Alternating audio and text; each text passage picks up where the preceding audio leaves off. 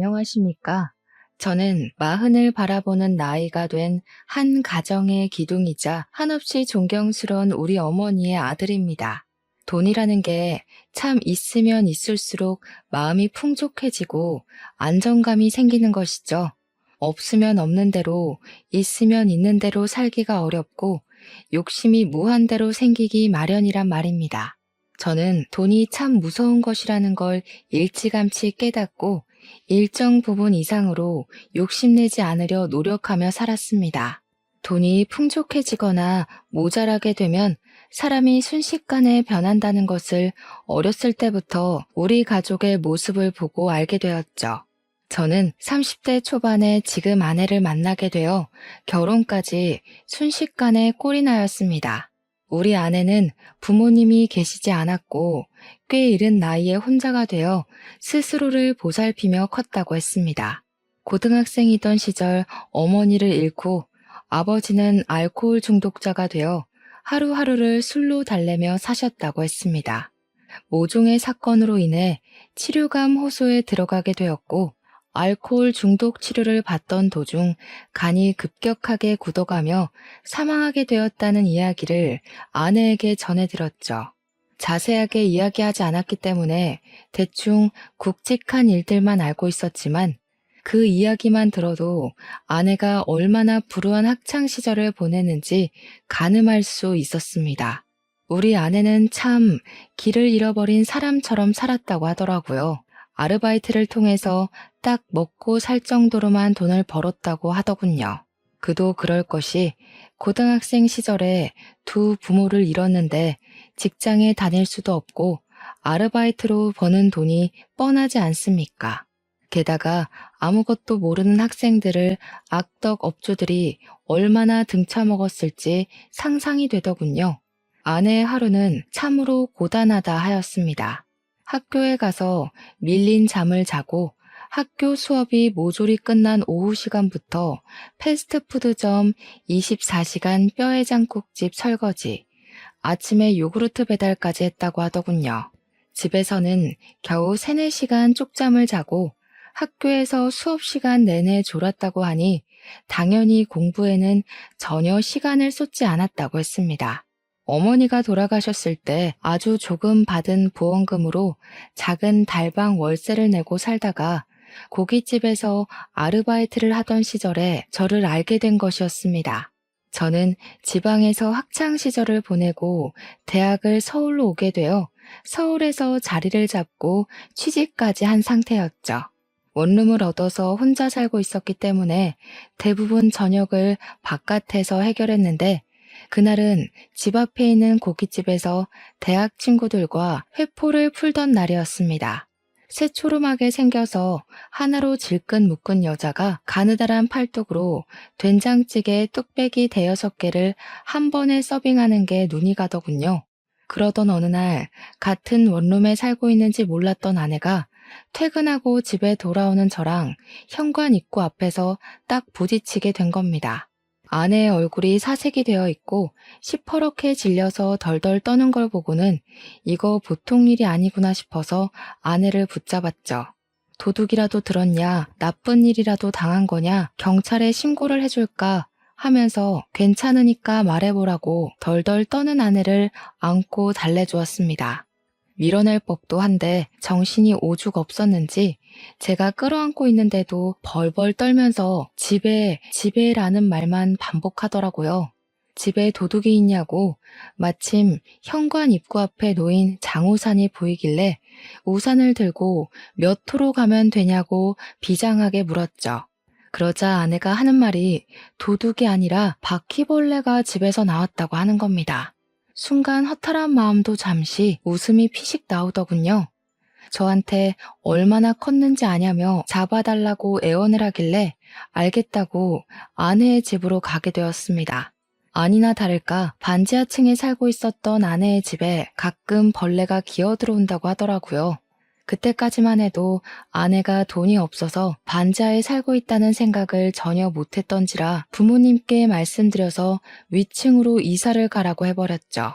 아내는 멋쩍게 웃으면서 그냥 벌레나 잡고 가달라고 하더라고요.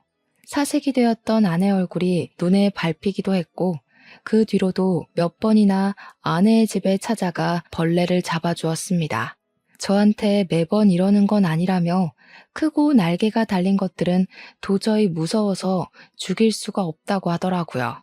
벌레는 끔찍하게 싫다고 진저리를 치는데 그 모습이 귀여워서 큰 벌레가 나오면 언제든지 잡아주겠다고 연락하라고 휴대폰 번호도 알려주었습니다. 아내는 고맙다고 나중에 고깃집에 놀러오면 된장찌개를 서비스로 주겠다고 이야기를 하더라고요. 여름에는 아무래도 창문을 열어두는 경우가 있으니까 벌레가 들어오기 더 쉬울 것 같아서 창틀에 약도 다 뿌려주고 했습니다. 아내랑 저는 벌레를 통해 친해지게 되었고 그 후로도 종종 아내가 아르바이트하는 고깃집에 가서 밥을 먹었습니다. 아내가 서빙을 하는 경우는 진짜 손님이 넘치게 많을 때만 가끔 도와주는 거고 평소에는 주방에서 일을 한다고 하더라고요. 요리 하나는 기가 막히게 한다면서 제가 갈 때마다 계란찜이랑 된장국수, 찌개를 서비스로 줬는데 진짜 너무 맛있는 겁니다. 그 맛을 잊기 힘들어서 생각날 때면 가끔 고깃집에 찾아가서 시켜 먹곤 했는데 사이드 메뉴를 시키려면 고기를 또 주문해야 하잖아요. 혼자 시켜 먹기에는 너무 양이 많고 고깃값이 부담되기도 하고 그래서 일을 어쩌나 싶었죠. 아내의 집에 일주일에 한 번 벌레 약에 죽은 놈들을 처리해주러 가야 했기에 그냥 대놓고 물어보았습니다. 벌레를 잡아주는 대신 가끔 집에서 된장찌개도 좀 해주고 국수도 말아주고 하면 안 되냐고. 그게 너무 맛있다고 말이죠. 그랬더니 아내가 박수를 짝 치면서 완전히 가능하죠 하면서 안 그래도 뭘로 보답하는 게 좋을까 고민했었다면서 당장 밥 해주겠다고 하더라고요. 그렇게 우리 집에서 같이 밥도 먹고 그러다가 자연스럽게 눈도 맞고 연애도 시작하게 되었습니다. 그때까지만 해도 아내의 속사정은 몰랐기 때문에 실수를 몇 번 하긴 했죠. 아내가 속내를 털어놓고 나서야 진짜 힘들게 살았었구나 하는 걸 알게 되어 조금 부끄럽기도 했습니다. 제 인생은 나름 순탄하고 꽃길만 밟고 그랬거든요. 아내는 저보다 4살이나 어렸지만 생활력이 강한 사람이었고 이 사람의 집이 어떻고 조건이 어떻든 간에 함께 하고 싶다는 마음이 절절하게 들었습니다. 아내와 만난 지 몇 개월 지나지 않아 저는 아내에게 청혼을 했고 결혼을 하기로 약속했습니다. 아내는 자신만의 가정을 꼭 꾸리고 싶었다면서 저에게 청혼해줘서 고맙다는 말을 했습니다. 저와 아내는 사이좋게 손을 잡고 우리 고향집을 찾아가게 되었습니다. 우리 고향집은 그 지역 토박이었던 부모님께서 땅을 사서 바닥을 고르고 손수 벽돌을 올려 지으신 집이었습니다. 우리 아버지께서 어린 시절부터 고생하시면서 자수성가하신 분이셨는데 당시 고향 땅값이 그리 비싼 편은 아니었습니다. 개발이 되지 않은 낙후된 지역이기도 했고 평야만 만개한 그런 동네였거든요. 아버지는 토박이셨기에 그곳에서 평생 살기로 마음을 먹으셨고 돈이 생길 때마다 한 푼, 두 푼 모아 고향 땅을 사들이고 있었습니다. 나중에 자식들, 손주들 모두 한 동네에 모여 살기를 꿈꾸시며 모은 땅이셨죠. 그런데 그 지역이 신도시로 지정이 되면서 개발이 되고 땅값이 어마어마하게 오르기 시작한 겁니다. 대기업 공장부터 시작해서 평야뿐인 땅에 신식 쇼핑몰에 호텔에 각종 편의시설까지 없는 게 없는 동네가 되어버린 거죠. 당연히 그 일대 땅을 가지고 있던 아버지는 떼부자가 되었고 고향에 상가 건물을 2채나 올리게 되었습니다. 이제 결혼해서 손주들만 떡하니 안겨주면 된다고 말씀하시던 아버지께 제가 만나는 아가씨를 데리고 가겠다고 하니 아주 난리가 난 거죠. 저희 어머니는 상다리 부러지게 음식도 직접 하시고 아버지는 터미널까지 외제차를 직접 끌고 나오셨고요. 그 차로 말할 것 같으면 평소에는 애지중지하셔가지고 배터리 방전만 되지 않게 시동만 살포시 거는 그런 차였거든요. 그런 외제차를 타고 집 앞에 딱 도착했는데 우리 집이 진짜 낡았거든요. 아버지께서 손수 지은 집이라 그런지 손볼 곳도 많은 집이었고 정말 노후된 벽돌집이었어요. 우리 아내는 아버지께서 땅을 팔아 부를 축적하셨다는 걸 전혀 몰랐으니까 저한테 슬쩍 물어보더라고요. 혹시 우리 집이 카푸어 집은 아니냐고요. 그래서 그게 무슨 소린가 했더니 차는 누가 봐도 관리가 잘 된 번쩍번쩍한 슈퍼카인데 집이 너무 후져서 그런 것이었죠. 빚내서 차만 좋은 걸 끌고 다니는 건 아닌가 슬쩍 걱정이 됐대요. 아버지께서 그 이야기를 얼핏 들으시고는 절대 아니라고 이 집이 자기가 지은 집이라 허물지 못해서 그런 거라고 껄껄 웃으셨습니다. 우리 어머니께서는 이때다 싶으셨는지 안 그래도 자기도 아파트로 이사 가고 싶다고 말 얹으시고요. 부모님은 아내의 이야기를 전부 들으신 이후에 참 마음으로 겉으로도 예뻐해 주셨습니다. 고등학생 때 부모님을 모두 잃고 혼자 살아오느라 얼마나 힘들었겠냐고요. 우리 아들은 초중고를 다 이 동네에서 부족함 없이 살아왔기에 그런 마음을 잘 모를 거라고 손을 잡고 토닥여 주셨죠. 우리 아버지께서 없는 살림에 한 푼 두 푼 모아서 자수성가하신 분이라고 했지 않습니까? 그래서 그런지 치열하게 살아야만 했던 우리 아내가 마음에 걸리셨었나 봐요. 저보다 더 친자식처럼 아껴주시기 시작했어요. 결혼도 아직 안 했는데 용돈부터 막 찔러주시고 인사드린 이후에는 아내 생각나서 샀다면서 옷 같은 것도 사다 주시고 말이죠. 우리 아내 역시 부모님에게서 받지 못한 사랑을 우리 부모님께 전부 받는 것 같다면서 너무나도 행복해했고 축복 속에 결혼식을 올렸습니다. 결혼 이후에도 서울에서 쭉 생활을 하다가 우리 마음에 걸리는 것이 하나 생겼습니다. 바로 임신이 되지 않는다는 것이었죠. 아내랑 저랑 병원에도 가봤지만 몸에 문제는 전혀 없는데 자연 임신이 잘 되지 않는 것이었습니다. 시험관을 해야 할까 고민도 했는데 아내가 천천히 기다려보면 안 되겠냐고 하더라고요. 시험관 시술이 엄청 아프고 고생이라는 걸 들었던지라 선뜻 시술을 하자고 말도 못하겠더군요. 어머니께서는 애가 왜 안 들어설까 하고 걱정도 하시고 은근히 손주 보고 싶다고 보채기도 하셨지만 그때마다 아버지께서 어머니를 말리셨습니다.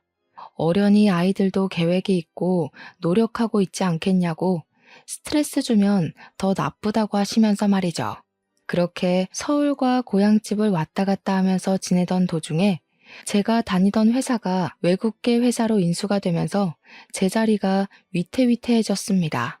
한순간에 경영진이 물갈이 되면서 구조조정이 시작되었고 희망퇴직자를 조사하기 시작했습니다. 저는 고민을 하다가 윗선에서 그동안의 실적이 부족했던 것을 걸고 넘어지길래 권고사직이구나 싶어서 희망퇴직을 신청하게 되었습니다. 갑자기 백수가 되어버리고 나서 저와 아내는 앞으로의 생활을 어떻게 해야 할지 몰라 무기력해졌습니다. 그 소식을 들은 아버지께서는 저에게 고향에 내려와 본인이 관리하던 건물 관리를 해보는 게 어떻겠냐고 권유를 하셨습니다.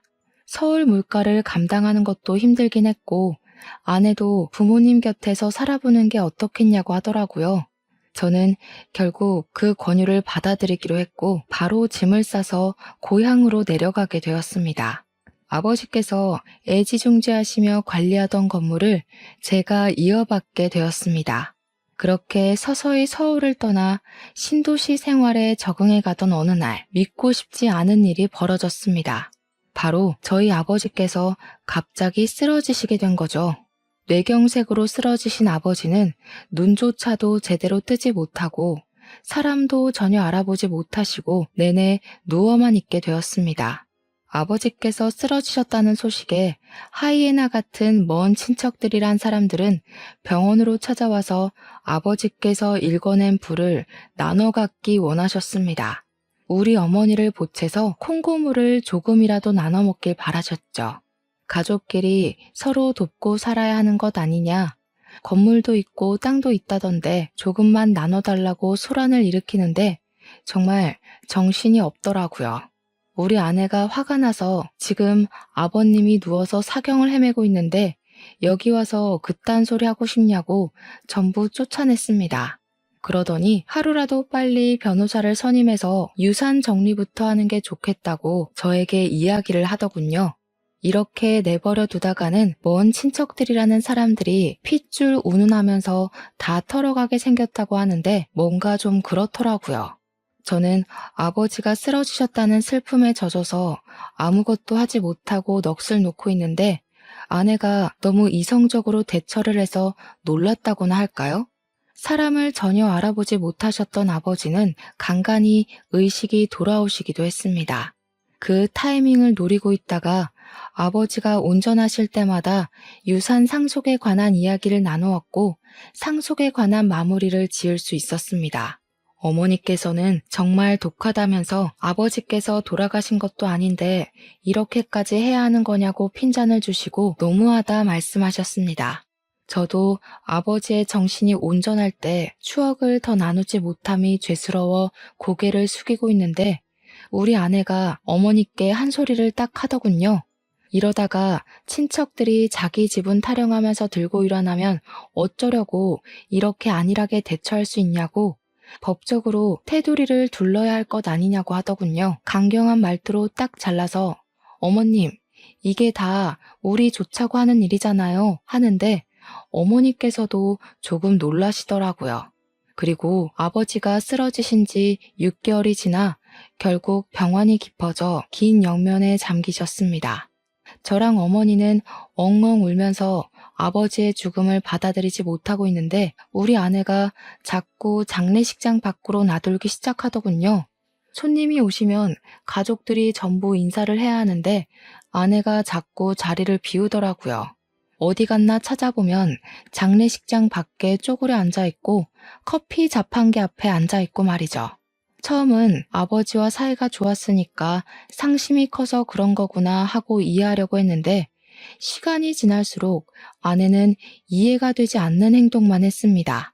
3일 내내 밖에서 얼쩡거리고 손님이 와도 시큰둥하고 장례식장 안으로 들어오려고 하지도 않은 채 표정은 점점 나빠지고 말이죠. 우리 아내한테 처음으로 실망도 하고 속도 많이 상하고 그랬습니다. 그렇게 장례를 치르고 난 다음에 다시 한번 우리 가족의 속이 뒤집히는 일이 일어났습니다. 바로 상속세에 관한 문제였습니다. 저랑 아내, 우리 어머니까지도 가진 돈이 별로 없었거든요. 전부 아버지의 재산이었고 아버지께서 그리 갑자기 돌아가실지 몰랐기에 재산을 분산시키지도 않았고요. 근데 모든 재산을 제가 상속을 받게 되면서 상속세를 내야 하는데 현금이 전혀 없었던 겁니다. 결국 아버지의 건물 한 채를 금매로 팔아야만 세금을 낼 수 있다는 걸 알고 그 건물을 팔아버렸죠. 그 돈에서도 상속세가 지불되면서 남는 게 별로 없게 된 겁니다. 결국 추가로 대출까지 받아서 세금을 물어야 했습니다. 거기에 종부세까지 턱하니 겹쳐지니까 정말 정신이 없더라고요. 그런 와중에 우리 아내가 그러더군요. 건물 1층 세입자 계약이 끝나가는데 그 자리에서 자기가 장사를 하면 안 되겠냐고요. 저랑 어머니는 그런 아내를 당연히 말렸죠. 그 자리가 제일 돈이 되는 자리인데 거기에 아내가 가게를 내게 되면 고정적인 월세가 사라지는 거나 다름없었으니까요. 그리고 가게를 해서 잘 꾸릴 수 있다는 보장도 없지 않냐고. 아내에게 그건 아닌 것 같다고 했더니 아내가 저한테 씩씩거리면서 화를 내더라고요. 자기한테 그만큼의 투자도 해줄 수 없는 것이냐며 왜 못 해준다는 말만 반복하냐고요. 잘 될지 망할지는 해봐야 아는 거 아니냐고 하면서 아버지께서 살아있었더라면 자기한테 그 자리를 주고도 남았을 거라고 말했습니다.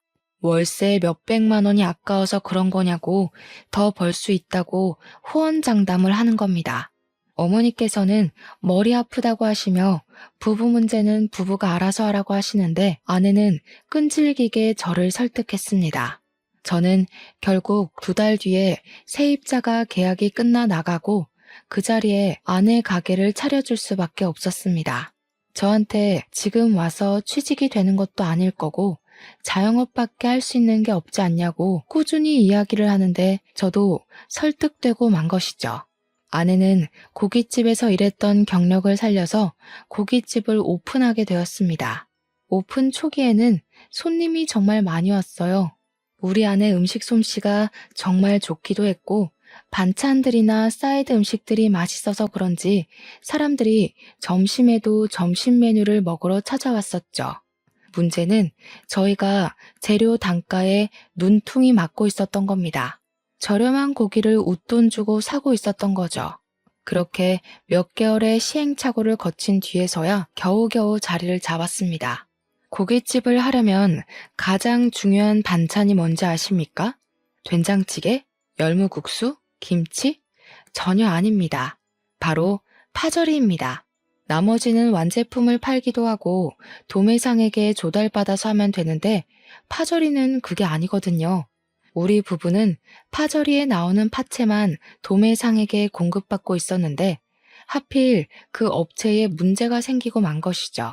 그래서 파채를 받아올 수가 없게 되어서 일일이 파를 채칼로 썰어야 하는 일이 벌어지게 된 것입니다. 저랑 아내랑 둘이 아무리 썰어대도 시간이 너무 오래 걸리고 하루빨리 파채 공급을 알아봐야겠다고 생각한 찰나 신도시에 대기업 공장들이 많이 들어왔다고 했었잖아요. 거기 중 한 곳에 이력서를 넣어두었는데 최종 합격했다고 연락이 딱 온 겁니다. 저는 당장 출근을 해야 하지 일손은 모자라지 아내는 결국 어머니에게 도움을 요청할 수밖에 없었죠. 아버지와 사별하고 기운이 없었던 어머니께서는 고민 끝에 일손을 도와주기로 하셨습니다. 저야 어찌 보면 너무나도 감사한 일이었죠. 무기력하게 지내던 어머니께서 일이 바빠지니 점점 활력도 도는 것 같아 보이더라고요. 저는 2교대 근무를 하면서 공장 일에 적응하고 있었고 아내는 가게를 열심히 꾸려가고 있었습니다. 교대 근무를 하다 보면 일상 패턴이 완전히 뒤바뀌게 되거든요. 그날은 아침에 퇴근을 하고 집에서 자고 있었는데 시끄러운 소리가 들리더라고요. 뭔 일인가 싶어서 잠결에 귀를 쫑긋하니 어머니와 아내가 싸우고 있는 게 아니겠습니까? 저는 자다 깨서 거실에 나가 무슨 일이냐고 물어보았습니다. 그러니까 우리 어머니께서 하는 말이 더는 일 못 도와주겠다면서 직원을 구하라고 하시는 겁니다. 우리 아내는 갑자기 이렇게 일을 못하겠다 하시는 게 어디 있냐. 새 사람 구할 때까지만이라도 일을 도와달라고 하고 있었죠. 어머니께서는 어이없어 하시며 말을 하셨습니다. 내가 무슨 돈을 받는 것도 아니고 이런 무료봉사 더는 못하겠다. 사람이 어떻게 그리 속물일 수가 있어? 내가 살다 이런 애는 또 처음 본다.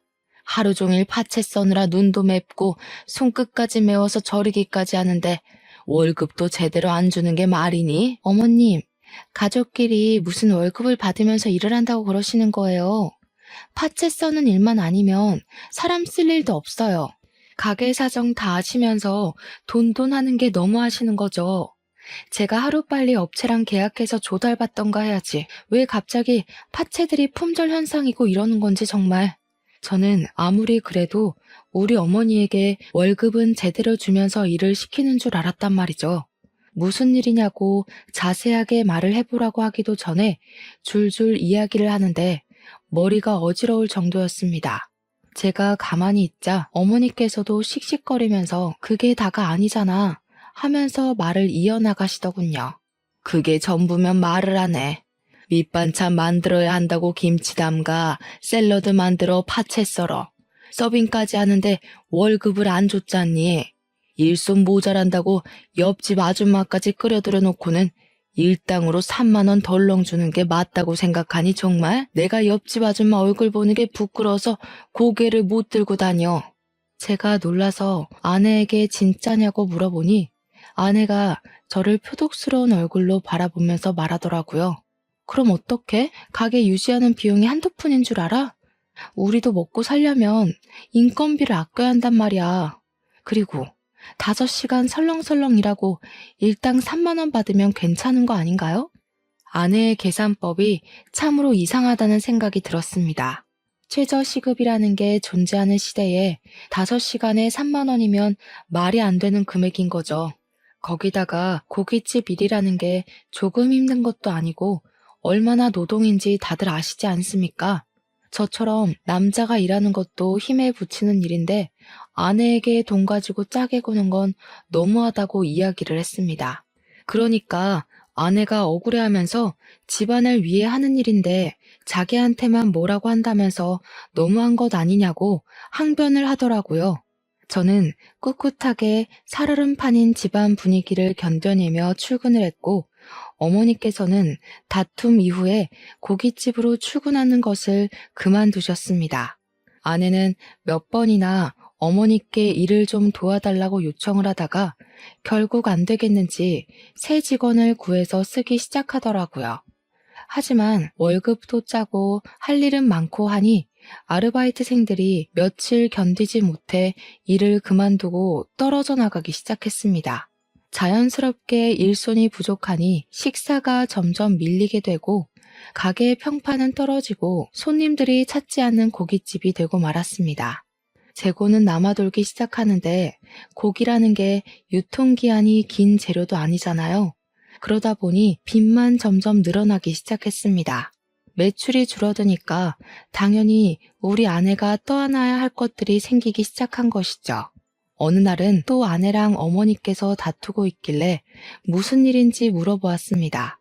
이야기를 들어보니까 어머니께서 한 달에 2번 주말에 하시는 봉사가 있으셨거든요. 무료 급식소에서 급식을 나눠주는 봉사였는데 아버지의 뜻이 있었던 봉사였고 어머니께서도 무척이나 뿌듯해하시며 쭉 이어오셨어요. 아버지께서 어린 시절 고생을 하시면서 배 골아 힘들었던 기억을 잊지 못해 시작한 봉사였습니다. 아내 가게에 고기가 남기도 하고 썩어가는 재료들이 있으니까 상하기 전에 그 재료들을 가지고 급식 봉사를 하겠다고 하셨나 봐요. 아내는 좋은 마음으로 내어드리기는커녕 그냥은 못 드리니까 돈을 내고 가져가라고 했다는 겁니다.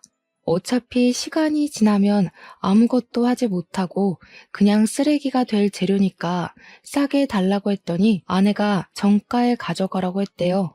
글쎄 도매가도 아니고 가게에서 파는 정가의 유통기한에 가까워오는 고기를 가져가라고 하니 얼마나 기가 막힙니까? 순수한 마음으로 봉사를 하러 다니시는 어머니한테 장사를 하려고 드니 어머니께서 열이 잔뜩 받으신 거죠. 어차피 내버려두면 음식물 쓰레기로 처리될 것들을 불우한 이웃을 위해 쓰는 게 뭐가 어렵냐고 아내에게 소리를 치신 겁니다. 그러니 우리 아내고 콧방귀를 픽 끼면서 선을 세게 넘어버리고 말았던 거죠. 그 사람들 도와서 얻는 게 뭐가 있는데요? 고기 맛 좋다고 우리 가게 와서 회식이라도 하겠대요? 거지새끼들이? 그 말에 저도 경악을 금치 못했고 우리 어머니께서도 부들부들 떨다가 아내의 뺨을 확 후려치셨습니다. 저는 어머니의 행동에도 놀랐죠. 아내 역시 뺨을 맞았다는 게 충격이었는지 아무 말도 못하고 어머니를 노려보고 있더라고요. 우리 어머니께서는 아주 침착하게 아내를 향해 깊은 분노를 표출하셨습니다. 너 원래 이렇게 못돼 처먹은 애였니? 우리 남편이 너 고생하며 자랐다고 안쓰럽다고 챙긴 게 내 평생의 한이다. 이렇게 못되고 막돼 먹은 아이인 줄 알았으면 진즉에 우리 집에 들이지도 않았을 거야. 마음을 곱게 쓰지 않으니까 너에게 아이도 들어서지 않는 거야. 이 양심도 없는 계집애. 어머님, 어떻게 아이가 들어서지 않는 이유를 거기다가 갖다 붙여요? 마음을 곱게 쓰고 봉사를 하면 애가 들어선다고 누가 그래요? 꿈에 삼신할미라도 나와서 이야기를 해주시던가요? 어머니를 비꼬면서 또박또박 말대답을 하는데 그 꼴을 보고 있자니 제가 다 열이 받고 화가 나더라고요. 그래서 아내에게 소리치면서 이야기를 했죠. 우리 어머니한테 그게 무슨 발버릇이냐고요. 솔직히 내가 생각해도 너 너무 많이 변한 것 같다. 처음 만났을 땐 이렇게 돈 타령하는 애도 아니었다고 합니다. 당장 우리 어머니한테 사과하지 않으면 나도 강경하게 나가겠다고 하니까 아내가 저를 째려보더라고요. 무서울 줄 알고? 이제 공장 출근하면서 돈 좀 번다고 유세 떠는 거야, 뭐야? 솔직히 당신이 나한테 해준 게 뭐가 있어? 내 일을 도와줬어, 뭘 해줬어? 타지에 와서 친구도 없이 괴로워하는 나한테 당신이 내 친구가 되어주긴 했어? 너무한 게 누군데? 물론 아내가 연고도 없는 동네로 내려와 심적으로 우울해하는 걸 알고 있어서 제가 얼마나 노력을 했는지 모릅니다. 시간이 될 때마다 밖에 돌아다니며 데이트를 하려고 했고 아내의 취미 생활도 이해하려고 노력했고요. 제 노력은 깡그리 무시를 하고 자기 잘못은 하나도 없다는 식으로 이야기를 하는데 그냥 넘어가면 안 되겠더라고요. 지금 가게 운영한답시고 집안을 빚을 내는 게 다 누군데 저한테 이런 식으로 이야기를 할 수 있단 말입니까? 화가 머리끝까지 차오른 저는 아내에게 딱 잘라 이야기를 했습니다. 앞으로 가게 유지하고 싶으면 우리 어머니께 월세를 내는 게 좋겠어. 그 자리가 한 달에 200만 원짜리 자리였다는 거 알고 있지? 앞으로 매달 5일에 우리 어머니 통장으로 자릿세 200만 원씩 송금해. 지금까지 공짜로 그 자리 쓰게 해준 게 내 마지막 배려였으니까. 그러니 아내가 놀래서 기겁을 하더라고요. 가족끼리 월세를 받는 게 어디 있냐면서 이제 치사하게 건물 가진 걸로 유세 떠냐고 하더라고요. 저도 아내의 말에 따박따박 반박을 해줬죠. 가족끼리도 다 썩어가는 고깃집 정가 받으려고 눈에 불을 켜는데 월세가 뭔 대수겠냐고요. 제가 논리적으로 반박을 하니까 아내가 인심 쓰듯이 우리 어머니께 그 재료들 전부 들고 가서 급식 봉사하는 데 쓰시라고 하더라고요. 기분은 기분대로 상하게 만들어 놓고 누굴 거짓 취급하는 건지 우리 어머니께서도 됐다고 하시더군요. 다 썩어가는 식재료 써봐야 좋은 소리 못 들을 거라며 도매상에게 신선한 재료 구입해서 쓸 거라고 하셨습니다. 다 말라 비틀어진 재료 누가 쓴다고 인심 쓰듯 이야기하냐며 방으로 쏙 들어가셨죠. 들어가시면서 멍하니 서 있는 아내에게 매달 5일에 월세 200만 원씩 송금하는 거 절대로 까먹지 말라고 매달 체크할 거라고 신신당부를 하셨습니다. 아내는 그 이후로 며칠 동안 아주 죽은 듯이 숨만 쉬면서 살았습니다. 가게에 출근할 때도 항상 요란스러웠던 아내가 발소리조차 죽이면서 깨갱하면서 다니더라고요. 그렇게 며칠이 더 흐르고 월세를 준비하라고 했던 5일이 되자 아내는 태어난 척하면서 출근 준비를 하더라고요. 그때까지도 어머니나 저나 아내에게 월세 이야기를 한 번도 꺼내지 않았기 때문에 아내도 그냥 해본 소리나 보다 싶었나 봅니다. 5일 아침에 출근하려던 아내에게 어머니께서 월세 오늘 보내는 날인 거 까먹지 않았겠지? 하면서 물꼬를 트셨습니다. 아내가 월세라는 단어에 화들짝 놀라서 눈을 동그랗게 뜨고 어머님, 그 월세 진짜 받으시게요? 하면서 대꾸를 했죠. 어머니께서는 그럼 내가 없는 소리를 일부러 하겠냐고 월세 준비하라고 이야기를 하셨습니다. 아내는 지금 당장 200만 원이 어디 있겠냐고 어머니께 좀 봐주세요. 앞으로는 썩기 전에 재료 잘 드릴게요. 하고 나가더군요. 어머니께서 여기서 멈추셨다면 당연히 제가 사연을 적지 않았겠죠. 5일에 월세가 입금되지 않자 어머니께서는 6일 날이 밝자마자 바로 우체국으로 가셔서 아내에게 내용 증명을 보내셨습니다. 저도 어머니께서 그렇게까지 하실 줄은 상상도 못했지만 아내가 너무 경우 없이 굴었던 그날이 생각나서 잠자코 있었죠. 아내는 저에게 넌지시 내용 증명에 관한 이야기를 꺼내면서 진짜로 월세를 드려야 하는 거냐고 가족끼리 왜 이렇게 돈돈거리냐며 발을 동동 굴렀습니다. 저는 그런 아내에게 아무런 대꾸도 해주지 않고 싸늘한 눈빛만 보냈죠. 아내도 결국 느끼는 게 있었는지 보통 일로 끝날 것이 아니구나 싶었나 봅니다. 어떻게 구했는지 모르겠지만 아마 오기가 섞인 일인 것 같습니다. 200만 원을 어머니께 월세라고 떡하니 드리더군요. 일부러 저와 어머니 보라는 듯이 빳빳한 현금으로 인출해서 200만 원을 드리는 게 아니겠습니까? 어머니께서는 굳이 보여주기식으로 이런 짓 하지 말고 편하게 계좌로 이체하라고 일침을 놓으셨습니다. 하지만 파리만 윙윙 날리는 가게에서 매달 월세 200만 원을 어떻게 마련할 수 있겠습니까? 첫 달, 두 달은 호승심에 고개에 빳빳이 들고 다니더니 3개월째 되는 날부터는 눈밑이 퀭해져 가지고는 어머니 방문 앞에서 전전긍긍 하더라고요. 퇴근하고 돌아온 저를 보더니 눈물을 찔끔 흘리면서 매달 월세 200만 원은 너무한 것 같다고 하더라고요.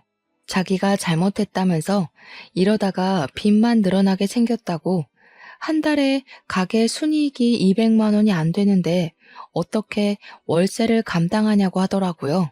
말을 하면서 감정이 확 올라왔는지 나중에는 엉엉 울면서 자기 대출 받아서 월세 내고 있는데 이자가 눈덩이라고 하는 겁니다.